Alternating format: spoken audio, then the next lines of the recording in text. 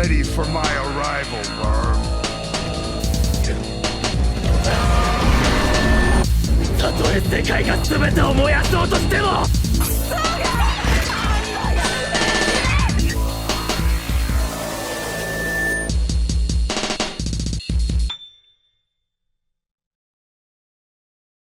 Happy 4th of July, Renegade Nation. What is up? Yeah, so if you're watching this later tonight, I will probably be firing off some fireworks outside in celebration of the 4th of July. Instead of just doing the smoke break, I'm probably going to go out like around 10 or so and shoot off some fireworks, because why not, you know, just have some fun. But yeah, I'm actually really excited about this 4th of July, because this will be the first 4th of July where I actually fire off fireworks on stream. Pretty cool, huh? So to anyone out there who's not able to experience fireworks, it'd be pretty nice. But yeah, I haven't really had any really scary experiences on the 4th of July. You know, there's typical scary experiences you have on like Halloween, sometimes on Christmas, sometimes at sleepovers, sometimes of just different stuff. But two creepy, true 4th of July horror stories. There's only 2 in this one. So, you know, instead of... You alright? Excuse me. Oh, you okay? Alright. Well, we're going to be watching these, and hopefully they won't be too scary, you know, to stave me off from shooting off fireworks at, for the stream and all that. But... I hope these are terrifying and riveting, because I'm really tired. So yeah. So I might fall asleep if they're not.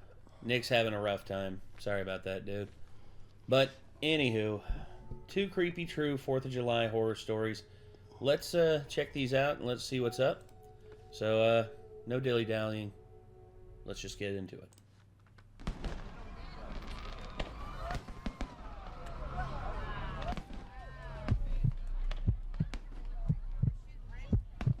This happened just last year. My buddy Jimmy is pretty involved and well connected within the music community.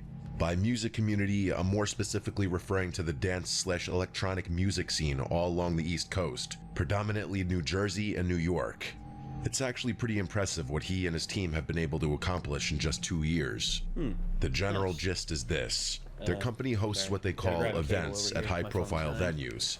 Typically the most well-known club or party space in whatever city they happen to be in. Then they outsource the talent, which, mind you, is typically a very well-known and sometimes borderline famous DJ. I'm not too involved or invested in that scene, so I'm not exactly sure who they've gotten to perform, but I will tell you that there have been some huge names in the mix. But enough context. Jimmy and I go way back. I'm talking 20 plus years. I've basically known him my entire life, and he's been my best friend for damn near most of it. Because of that, he lets me, along with a bunch of our other hometown friends, come to his shows for free and hang out with the talent in the VIP section. Nice. It's actually really cool, and something I wish I expressed my gratitude for more often. Jimmy was scheduled to host a huge event the weekend of July 4th on the Jersey Shore. It was going to be their biggest one yet, and all our mutual friends were going. Jimmy invited me to come down early with him, and I obviously obliged. The two of us... Say that again? Jimmy invited me to come down early with him, and I obviously obliged. Obliged? Obliged? Enunciation. It's weird. The two of us made the hour-and-a-half drive with our other friend Ryan, and we found... Exactly. It's my name's Lieutenant Aldo Rain. Found ourselves at the venue a good 4 hours before the doors opened. Ryan and I didn't have much to do while Jimmy and his team set up, so we decided to get a bit of a head start on the alcohol consumption. Jimmy and his team were entitled to as much free booze as they desired, compliments of the venue, and Ryan and I definitely took advantage of that. By the time the first DJ started his set, Ryan and I were more than a little buzzed, to put it mildly. It was 4th of July weekend after all, so we felt like our degenerate activities were justified. Fast forward a couple hours, and Ryan and I were completely wasted. I honestly don't remember a time since then when I was that drunk, not even close. Don't get me wrong, Ryan and I are grown men and we can handle our alcohol. Throwing up, making fools of ourselves wasn't the issue though. It was genuinely just the problem of having lower impulse control and worse decision making. But either way, we were having a great time, at least from what I can remember. The event was winding down, and it was getting to that point in the night where you either figured out how you were getting home or who you were going home with, or both. Jimmy had rented an Airbnb really close by and promised both Ryan and I a bed, so the first issue wasn't a concern. The second problem, though, that was what was on my mind.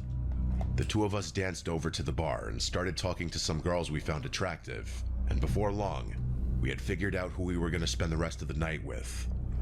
Neither of us are Calvin Klein models, but we're both above 6 feet tall.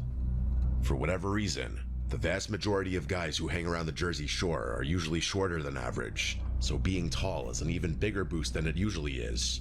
And for whatever I could make a comment, but I'm not going to. reason, that seems to be the main attribute most girls on the Jersey Shore seek out. Not looks, not build, not intelligence, but height. Don't ask me why. The Jerseyan female mind is still something I have yet to It is dumb. I guess maybe if I wanted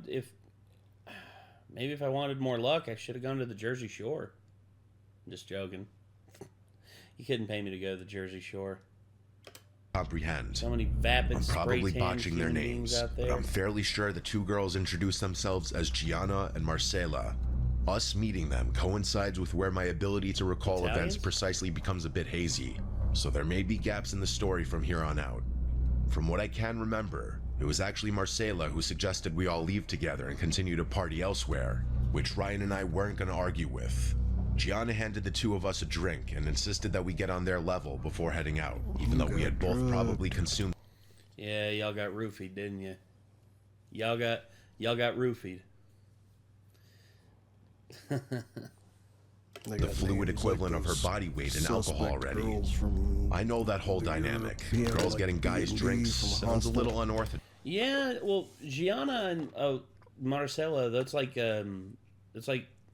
either Italian or like Spanish inspired. Because I've met some Maricelas and they're mostly like either Latina or have like a Spanish ancestry. And then Gianna is like a very predominant like Mediterranean, like Italian name. And it is. But these girls were clearly wealthy given how they were dressed. After downing the drinks, the four of us started moving towards the venue's exit.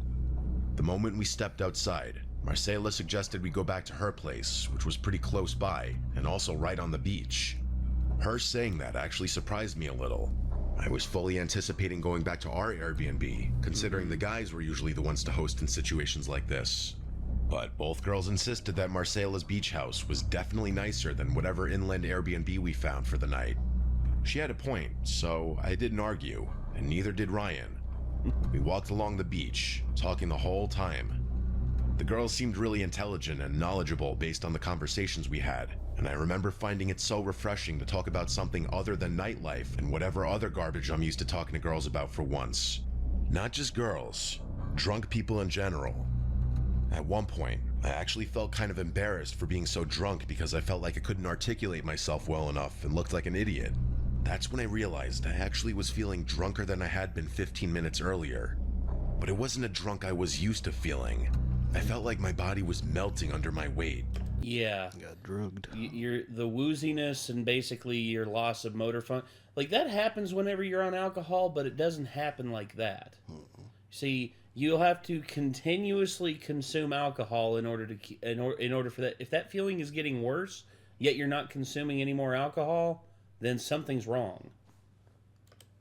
As if I were going to collapse uncontrollably any second. My legs felt flimsy, almost like cardboard, if that makes any sense.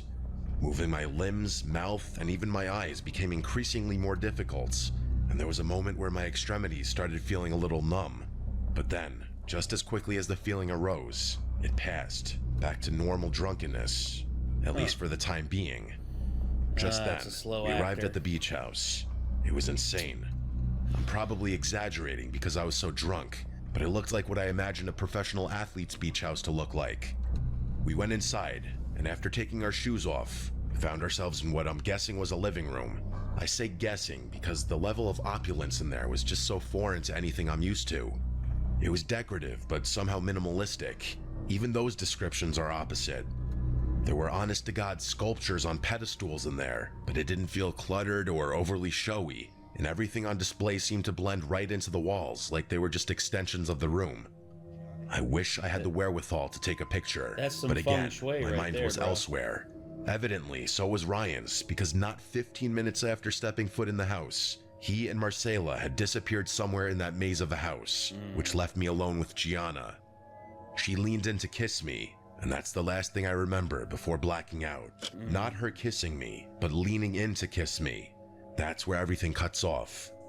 I don't remember feeling woozy again or drinking more or doing anything else, but there's a huge gap in my memory that spans several hours and will not come back no matter what I try. And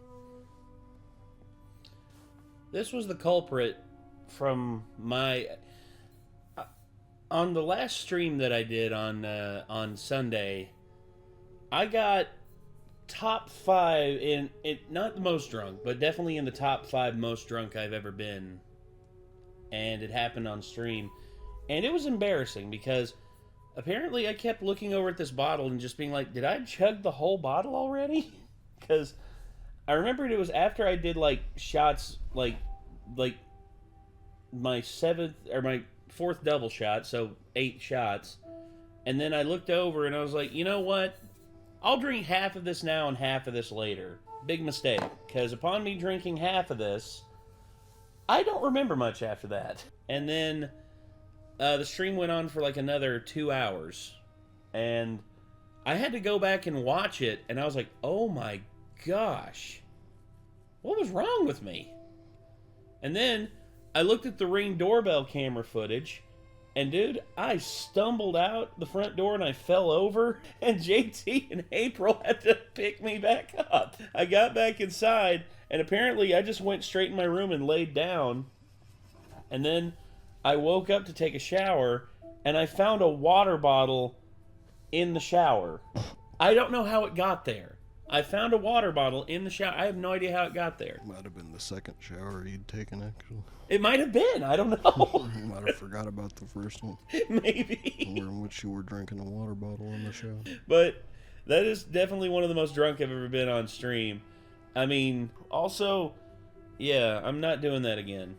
I'm cutting it down. I'm not doing double shots for the next stream. I'm only At doing least the single drunkest shots. I ever got on stream, I still remember all of them. Yeah, like that's the thing. Drunk Nate, I remember everything on all the previous streams, but that one, my God.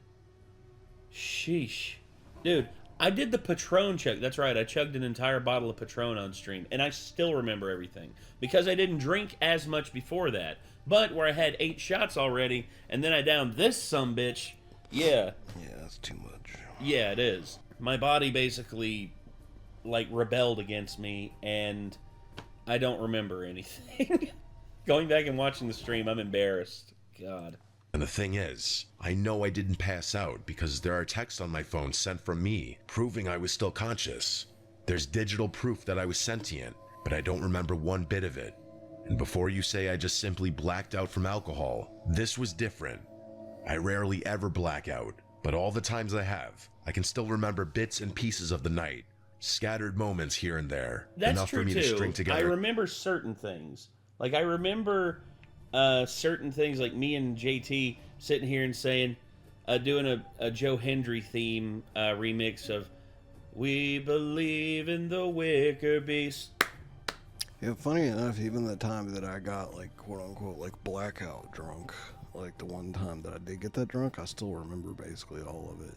I remember... The only time that I've ever actually had, like, a blackout moment where, like, people told me about things that happened that I do not have any recollection of was actually when I did acid. Now, I don't... Now, acid, I don't remember anything when I did... I dropped acid. I don't remember anything.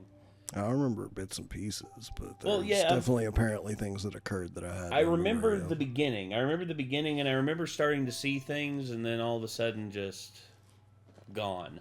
I don't remember anything I remember else all after kinds that. of bits and pieces of in between. I just don't. Apparently, there were things that happened I didn't remember. Yeah. Which is a goodness. weird feeling to have. Yeah, it is. People Supremely. tell you about things that you did that you're like, okay. I did that? Weird. Very weird. Oh, yeah, by the way, for anyone wondering, anyone who was on the last stream, don't worry. I still have the entire queue still saved up that I didn't get to.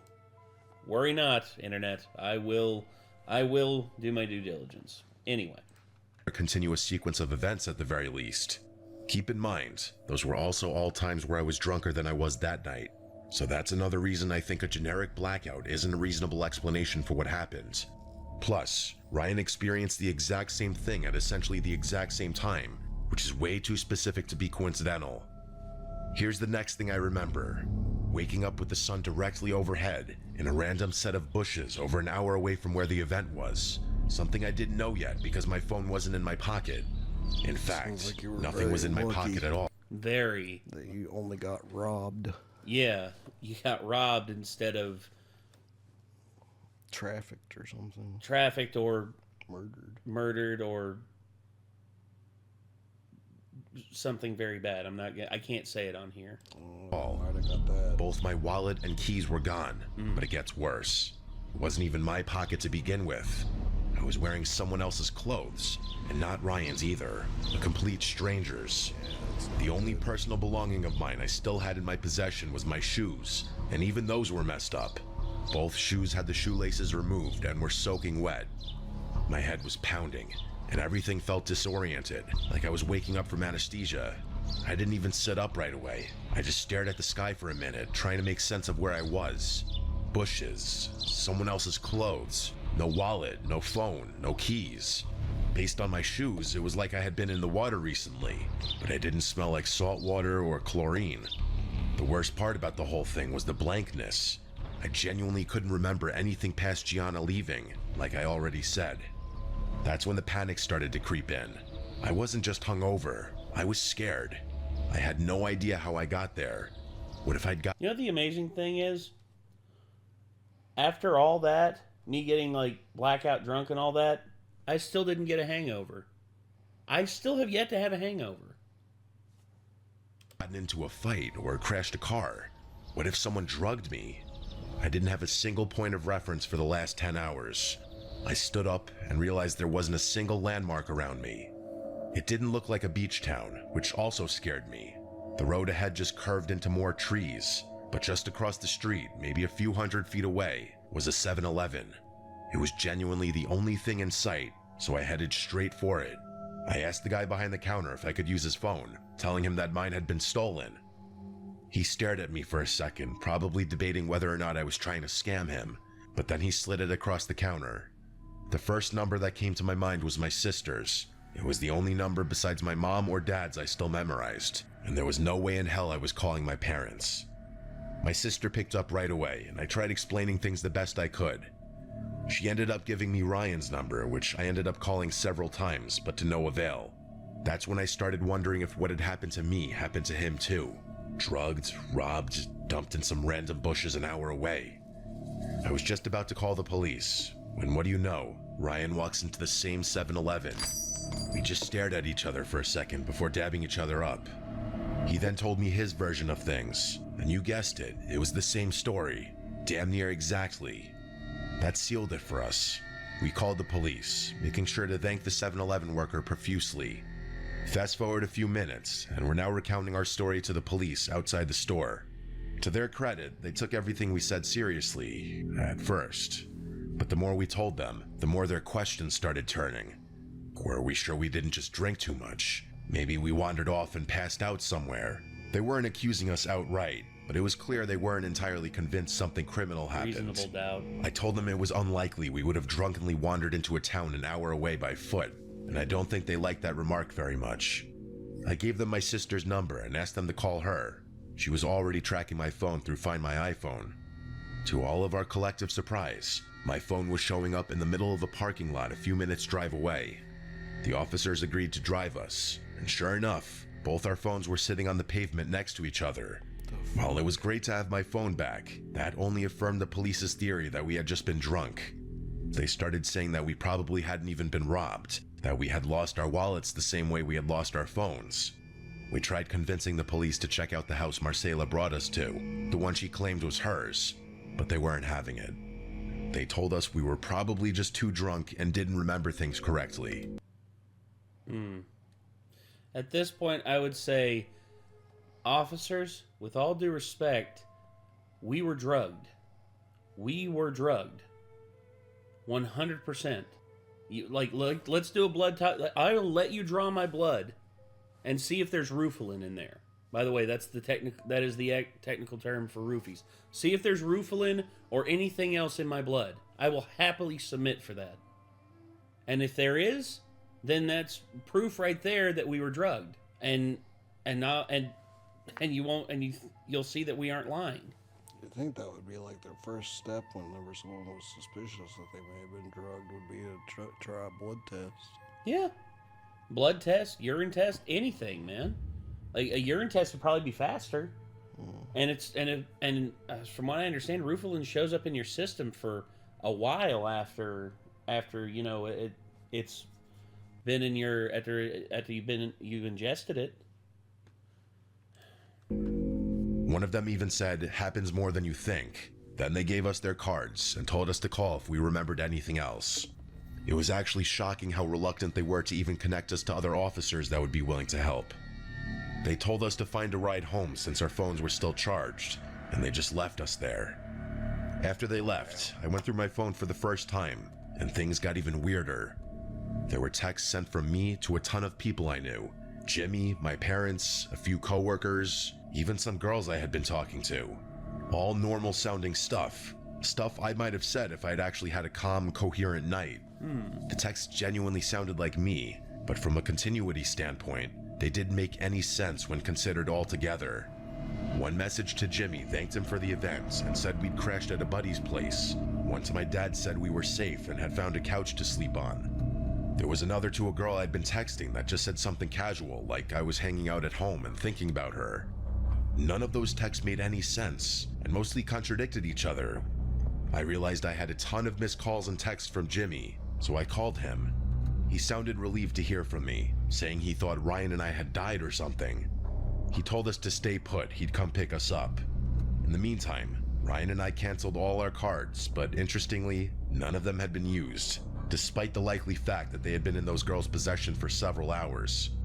The entire ride home, we talked non-stop about what could have happened. None of it made any sense. Yeah, we had been drugged, that much was clear, but that didn't explain things. First of all, I don't know of any kind of roofie that has those effects, like an induced blackout. Everything I've read just said those drugs make you fall asleep, but again, I was conscious, as the texts confirm. Plus, why go to such lengths just to rob two random guys?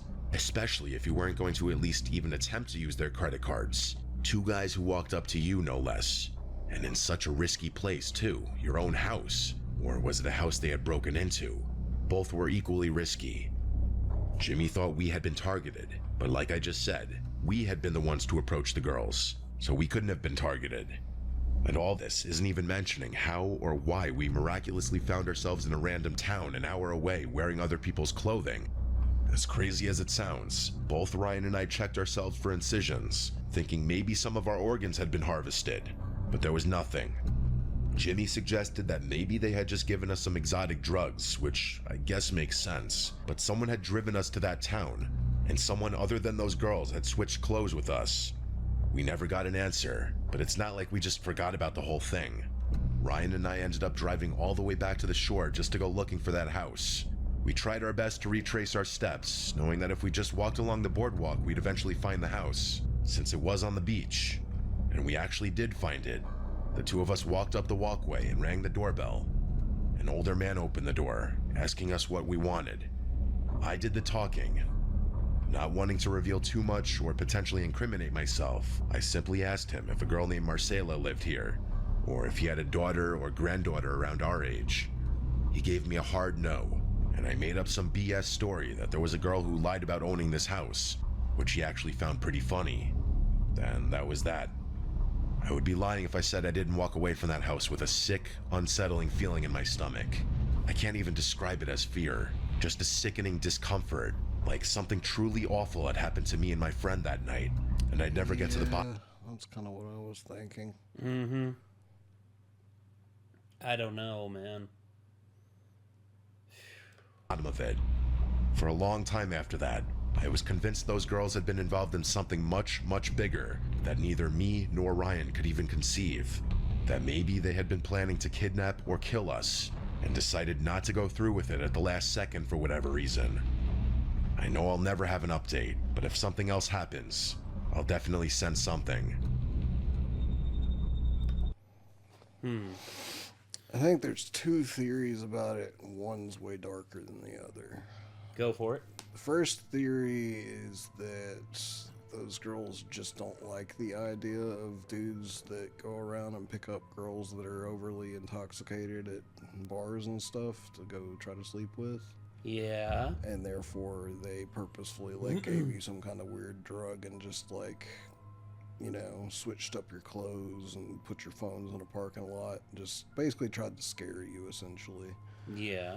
The other way more darker thing is that the girls were helping some really huge perverts that took advantage of you while you were drugged. Yeah. I mean, I'm gonna censor this, but I mean, all of a sudden, it's just if the one of the guys just said, "Dude, I just went to the bathroom and I just," Yeah. then that would be a bit more just like, ooh, yeah. But I don't know. I really don't know. But the fact that it was the old man who was there and all that. And that dude could have even been lying, you know? Oh, yeah. Could have actually known the girls. He No could have doubt been one of about the it. dudes that did something to him if something was done to him. Oh, boy. I mean, I'd make sure, like, all my bits and pieces were intact. Like, I'd check, like, oh, thank God. I would have gone to the doctor right after that just to be sure. Yeah. Full examination. Mm-hmm. No doubt about it. I don't know. I really don't know. But anyway. Got a second story here. Let's see what's up. My name's Ariel, and I live in Georgia, not too far from the Alabama border. I was about to say, it's like, wait a second.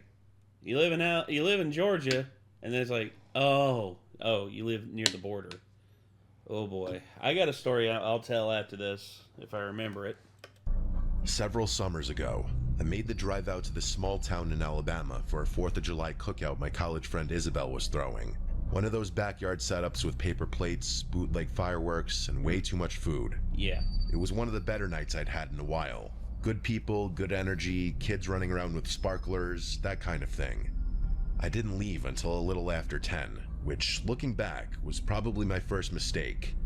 That part of the state gets real quiet once the sun goes down. The drive home was going to take a little over 2 hours. Most of the route was back roads, long, empty stretches of dark 2-lane roads with nothing but thick tree lines on either side. Every now and then, I'd pass an old farmhouse or a tiny church with a gravel lot, but for the most part, it was just darkness and more darkness. I had music playing low, and I was still in a good mood from the party, but I won't lie, there was something about driving through places like that at night that gets under my skin, even when there's no real reason to be afraid. I've always been somewhat scared of the dark, so I bet that plays into it a little too. About 30 minutes in, I noticed a pair of headlights in my rearview mirror. At first, I didn't think much of it. I figured someone else had just hopped onto the same back road. But the longer it stayed there, the more I started to pay attention. It was a gray Nissan Altima, nothing unusual, except the bottom half of the car looked like it had been driving through mud. I could see it clearly anytime we passed one of those overhead lights at a small crossing. Even still, that wasn't that weird on its own. Except for headlights. But after a while, I realized no matter how much I mean, if there's like pole lights, you know, like pole lights, but it sounds like that's not If even it's on a back road, there's probably not, though. Yeah, but how are you able to tell that? That's weird. I don't know. sped up or slowed down, that car matched me exactly. At first, I thought it might have been just a coincidence, so I sped up a little, maybe 5-10 miles an hour over what I was doing before, but the Altima did the same, so I instead tapped my brakes and let myself drift well below the limit. Again, same results. The distance between us never changed. Now keep in mind, on roads like that, people pass each other all the time. It's not even illegal in most spots. I moved slightly to the right a couple times to make it obvious that I was giving the space they needed if they want to go around, but they didn't. They just stayed exactly where they were, about 6 or 7 car lengths back. That's when I decided to test them. There was a random left turn coming up. It was what looked like a little residential road with maybe 4 houses scattered on either side. I took the turn with no hesitation. I wanted to get as far away from that car as possible. But about 10 seconds later, the car actually turned off and made the same left turn in the middle of nowhere. There was about a 0% chance they belonged on that road. At that point, I knew for a fact they were following me. It wasn't even up for debate anymore. I got this really sick feeling in my gut, like I was in genuine danger. For all I knew, I probably was. By then, my heart was beating through my chest, the same way it would if someone had a gun to my head. I don't know why, but that's the easiest analogy I can think of. I just felt so helpless out there in the middle of nowhere. I had no idea what that person wanted or why they were locked onto me, but none of the reasons I could think of did anything but terrify me. I just wanted to get somewhere safe and somewhere public, with lights and people.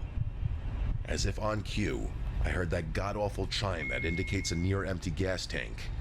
I swear to God, I've never felt so powerless. My car's old. It's a 2012 Corolla that's been through more than its fair share of problems. Sometimes the gas light gives me 20 miles. Sometimes I'm lucky to get 10. And out there, in that part of the state, there's not exactly a gas station on every corner.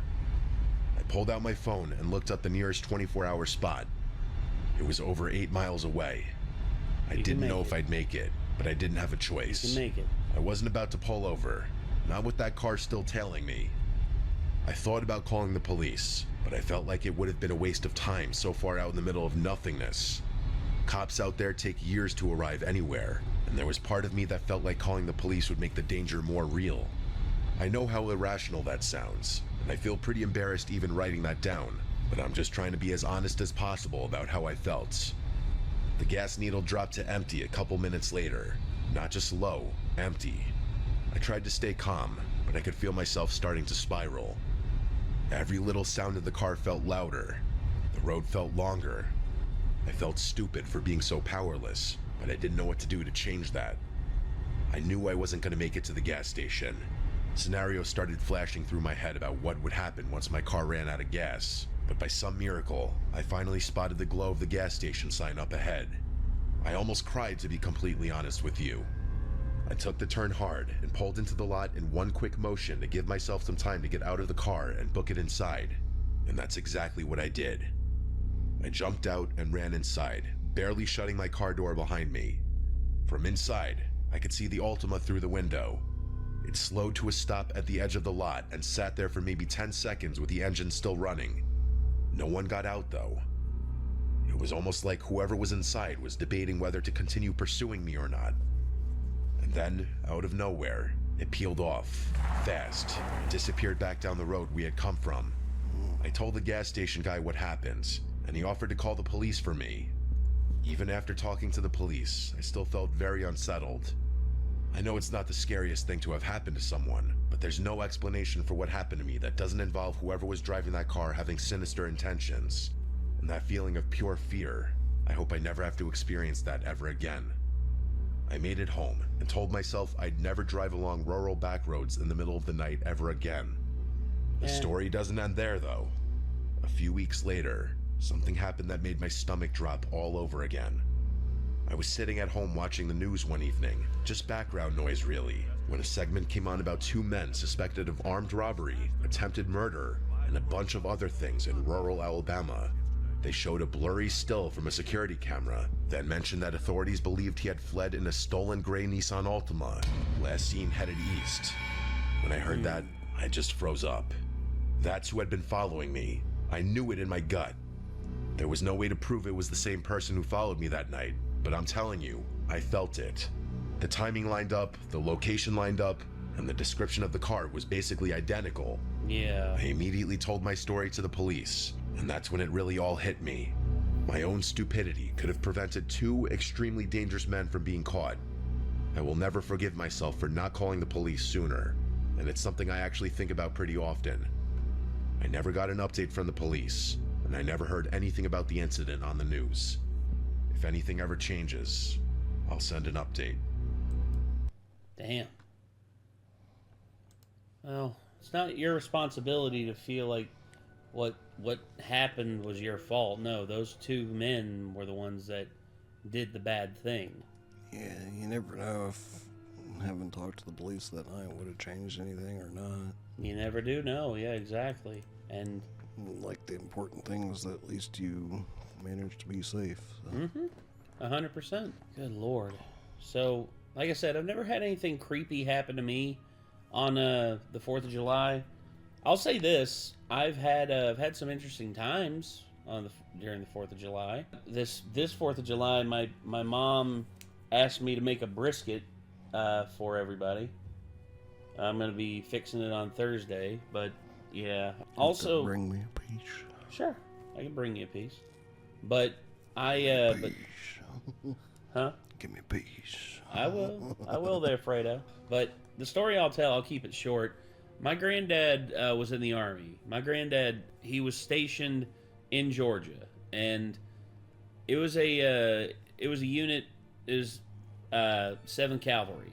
They later were the first ones to fly in to Vietnam in the La Trang Valley. So, but my granddad left right before that happened. He left, I think it was like a month before they got shipped out. And they actually tried to coerce him into staying by like offering him a promotion and like all this stuff, but he said no. He did his 2 years and he was done. So anyway, there was a weekend where he had leave, and basically what he said was him and his friend, a black dude named Raymond, they wanted to go and go to a bar where this like local musician was playing in Alabama. So they drove across the state line, and they get to the bar. They have themselves a good time, and then as they're driving back, this car just like gets right up on their tail and just like starts going left and right, honking their horn and all that. And then all of a sudden, my granddad's just like, okay, we're gonna get back to the base. I'm gonna outrun these guys. He guns it, gets up really high speed, and then lights come on. It turns out it was a police officer that was following him. What was the cop doing, honking the horn and shit at him? You'll hear why. The cop pulls them over right as they're near the bridge, that this river that goes across from Alabama into Georgia. And then all of a sudden, the officer walks up to the window and says, "You boys ain't from around here, are you?" And he's like, "No, sir. We're actually in the Army. We're based out of over here." And the officer's just like, "Well, I'm gonna tell y'all this. We don't like seeing white boys riding around with," said the N-word. Oh. He's like, "We ain't liking seeing that. So I'm gonna tell you this." It didn't click in my head the time that this story would have been taking place in history. 1965. And he's like, "You get your asses back across that river and don't come back. All right? You boys have a nice night." What a piece of shit. Yeah. So basically, my granddad could have been made a victim if things had gone south. But instead, him and Raymond basically said, "We ain't going back there." Yeah. Instead, they basically just decided that they were just going to drive around and like go other places in Georgia, because Georgia was a little more integrated than Alabama. But anyway, yeah. So that was a scary thing that happened to my I saw when they talked about like crossing from Georgia over to Alabama. I was like, ooh, I know that story. I remember my granddad telling me that story, and he actually showed me a picture of him and Raymond in the Army together. He showed it to me, and he was just like, "That's Raymond. That man could hit like a fucking truck." I'll tell you. I miss my granddad. He was a good one. But anywho, so yeah, Mr. Nightmare, 2 creepy true 4th of July horror stories. Have there been any creepy things that happened to y'all on the 4th of July? If so, let us know in the comments. Love to hear them. But yeah, everybody, till then, I guess that's going to be it. So I'm Nate. I am Nick. Y'all be good people. Take care. Peace.